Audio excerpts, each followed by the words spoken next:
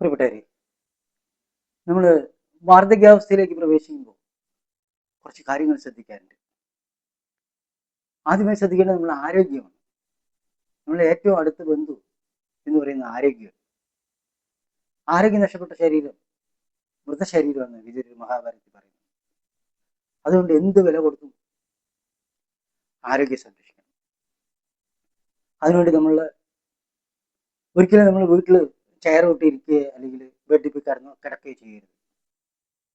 അങ്ങനെ നമ്മൾ ചെയ്തു കഴിയുമ്പോൾ നമുക്ക് മൂവ്മെന്റ് പറ്റാതെ കുറെ കഴിയുമ്പോൾ എനിക്ക് എന്തിനും വയ്യ, എനിക്ക് നടക്കാൻ വയ്യ, കിടക്കാൻ വയ്യ പറഞ്ഞിട്ട് ആ സ്ഥിതിയാവും.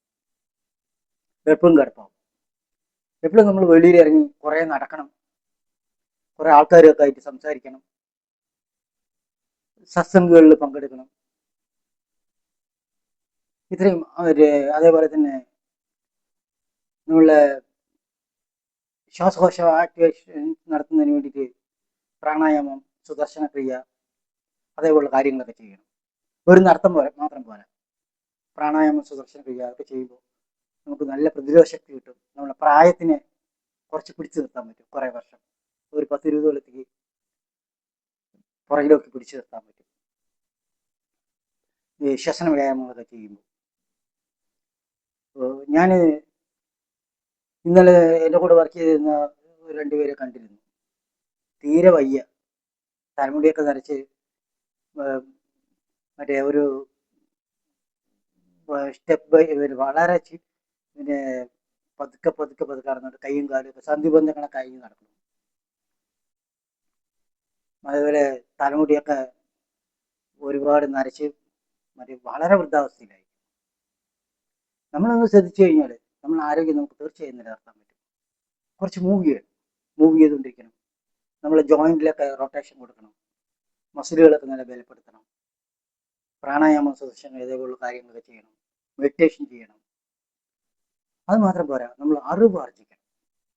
നിങ്ങൾ ഏതാണ് വിശ്വസിക്കുന്ന മതം, അതിൻ്റെ ആ മതഗ്രന്ഥത്തിൽ ഒരു വചനങ്ങൾ ഡെയിലി അത് നമ്മൾ കുറെ ബൈഹാറ്റ് പഠിക്കണം. അത് എന്തിനാ വെച്ച് കഴിഞ്ഞാൽ നമ്മൾ വയസ്സാകുമ്പോൾ നമ്മൾ ഓർമ്മശക്തി തീരെ നഷ്ടപ്പെട്ടുകൊണ്ടേയിരിക്കും. അപ്പോൾ വയസ്സാകുന്നതുകൊണ്ടുള്ള കുഴപ്പമില്ല, നാച്ചുറലായി സംഭവിക്കുന്നതാണ്. അതിന് നമ്മൾ ഓർമ്മശക്തി നിലനിർത്തുന്നതിന് വേണ്ടിയിട്ട് നമ്മൾ നിറയെ ഭഗവത്ഗീതയാണെങ്കിൽ അതിലെ ശ്ലോകങ്ങൾ, ഒരു 10-100 ശ്ലോകങ്ങൾ ബൈഹാറ്റ് പഠിക്കുക, ഡെയിലി പഠിച്ചുകൊണ്ടിരിക്കണം. അതിനുള്ള അറിവുകൾ, അതിൻ്റെ വിശദീകരണമൊക്കെ നോക്കി അതിൻ്റെ അറിവുകൾ നമ്മൾ സ്വായത്താക്കണം. അതുപോലെ ഏത് മതത്തിലെ വിശ്വസിക്കുന്ന ആ മതഗ്രന്ഥത്തിൽ എല്ലാ മതത്തിലും പറയുന്നത് ഒന്ന് തന്നെയാണ്. അത് നമ്മൾ ബൈഹാറ്റ് പഠിക്കുക.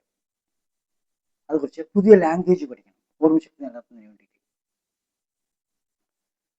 പിന്നെ അതേപോലെ തന്നെ ഒരിക്കലും വീട്ടിൽ നമ്മൾ മിണ്ടാതെ കിടന്നുറങ്ങരുത്. അങ്ങനെ ആകുമ്പോൾ നമുക്ക് ചലനശേഷി നഷ്ടപ്പെടും. പിന്നെ അതേപോലെ നമ്മൾ വില്ല് എഴുതി വെക്കണം. നമുക്ക് ശേഷം ആർക്കാണ് അവകാശം എന്നുള്ളത് നമ്മളുടെ ശേഷമായിരിക്കണം. അത് ഒരിക്കലും നേരത്തെ തന്നെ എല്ലാം സ്വത്തുക്കളും എഴുതി കൊടുക്കരുത്. കാരണം അങ്ങനെ വരുമ്പോൾ പിന്നെ നമ്മൾ അവരുടെ അടുത്ത് കടം വാങ്ങിക്കുന്ന പോലെ ആവും.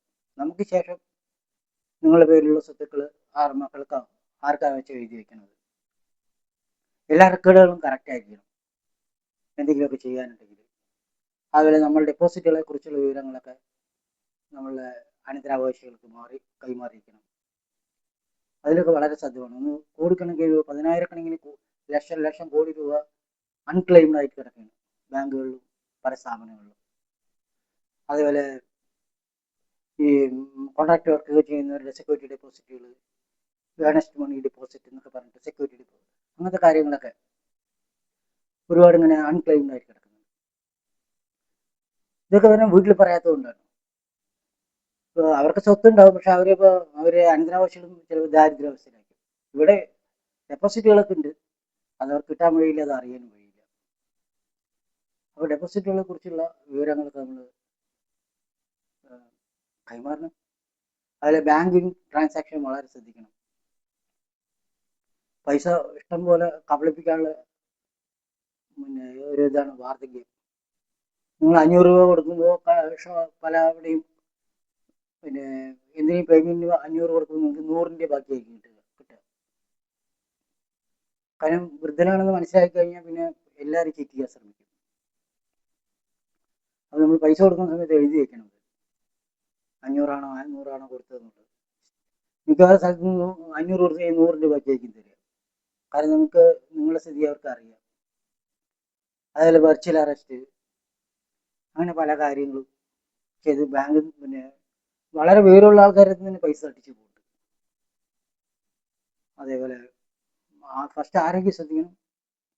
പിന്നെ നമ്മൾ എപ്പോഴും നമ്മൾ പൈസ നമ്മൾ വളരെ കരുതലോടെ ചിലവാകണം. അതേപോലെ വലിയ ദൂരയാത്രകളൊന്നും ചെയ്യരുത്. ദൂരയാത്രകൾ ചെയ്തു കഴിഞ്ഞാൽ പോകുന്ന സമയത്ത് വല്ല ഹാർട്ട് അറ്റാക്കോ അല്ലെങ്കിൽ വല്ല അസുഖങ്ങളൊക്കെ പിടിച്ചു കഴിഞ്ഞാൽ ആരെങ്കിലും ഹോസ്പിറ്റലിൽ എത്തിക്കാണ്ടേ രക്ഷപ്പെടും, അല്ല പറഞ്ഞാൽ അവിടെ നിന്ന് തന്നെ യാത്രയാവും. നമ്മൾ യാത്രയൊക്കെ പോകുന്ന സമയത്ത് നമ്മൾ ഇൻഷുറൻസിൻ്റെ പേപ്പറുകൾ, ആധാർ കാർഡ്, പാൻ കാർഡ്, അതിലൊക്കെ കോപ്പികൾ കൈ വയ്ക്കണം. ഇൻഷുറൻസിൻ്റെ പേപ്പർ എപ്പോഴും കയ്യിൽ വയ്ക്കണം, എല്ലാ രേഖകളും. ഒരു മറ്റേ ക്യാഷ്ലെസ് ട്രീറ്റ്മെൻറ്റ് എന്തൊക്കെയാണോ ആവശ്യമുള്ളത് അത് മുഴുവൻ നമ്മുടെ അഡ്രസ്സ്, ഫോൺ നമ്പർ, ഇതെല്ലാം കരുതിയിരിക്കണം. പിന്നെ ഒരിക്കലും മരണത്തെ ഭയപ്പെടേണ്ട ആവശ്യമൊന്നുമില്ല. കാരണം നമ്മളുടെ ആത്മാവ് എന്ന് പറയുന്നത് പിന്നെ മരണമില്ലാത്തതാണ്. ശരീരം മരിക്കും. ശരീരം ഓരോ 21 ദിവസം കൂടുമ്പോൾ മാറിക്കൊണ്ടിരിക്കും. അതിൻ്റെ കോശങ്ങളിങ്ങനെ മരിച്ചുകൊണ്ടേയിരിക്കും. ഒരു 10-20 ദിവസം കഴിയുമ്പോൾ ഏകദേശം എല്ലാ കോശങ്ങളും മാറിയിട്ടും ആ ഉള്ളിലുള്ള ആത്മാവെന്ന് പറയുന്ന ആൾ ഒരിക്കലും മരിക്കുന്നതല്ല. അതിനെക്കുറിച്ച് പേടിക്കേണ്ട ആവശ്യമില്ല. അപ്പം നമ്മൾ ശ്രദ്ധിക്കേണ്ടത് വേറെ കാര്യം, നമ്മൾ ഈ അവസാന ഘട്ടങ്ങളിൽ നമ്മൾ നല്ല ചിന്തകൾ കൊണ്ട്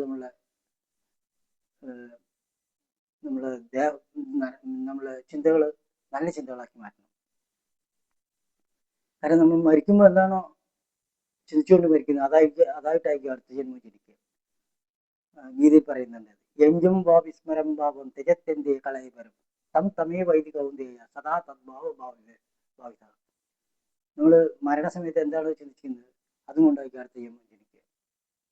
അതുകൊണ്ട് വീട്ടിൽ നമ്മൾ എന്നും വയസ്സുകാലത്ത് പട്ടിയുടെ പിന്നാലെയൊക്കെ നടന്നു കഴിഞ്ഞാൽ എന്നും പട്ടിയെക്കുറിച്ച് ചിന്തിച്ചുകൊണ്ടിരുന്ന അടുത്ത ജന്മം പട്ടിയായിട്ടായിരിക്കും ജനിക്കുക. വളരെ ശ്രദ്ധ വേണം അത്. എപ്പോഴും സത്സംഗത്തിൽ പങ്കെടുക്കുക, മഹത് ഗ്രന്ഥങ്ങൾ വായിക്കുക, നമ്മൾ നല്ല അറിവ് ആർജിക്കുക, പുതിയ ലാംഗ്വേജുകൾ പഠിക്കുക, ഓർമ്മശക്തി നിലനിർത്തുന്നതിന് വേണ്ടി ശ്ലോകങ്ങൾ വേർട്ട് പഠിക്കുക. ഇതെല്ലാം നമ്മൾ ചെയ്യണം. മൂവ് ചെയ്തുകൊണ്ടേ ഇരിക്കുക എപ്പോഴും. നമ്മൾ ജോയിൻറ്റുകൾക്ക് റൊട്ടേഷൻ കൊടുക്കുക. പിന്നെ എപ്പോഴും നല്ല ഡ്രസ്സൊക്കെ അണിഞ്ഞ് നല്ല ചന്തക്കാരനായിട്ട് തന്നെ നടക്കുക.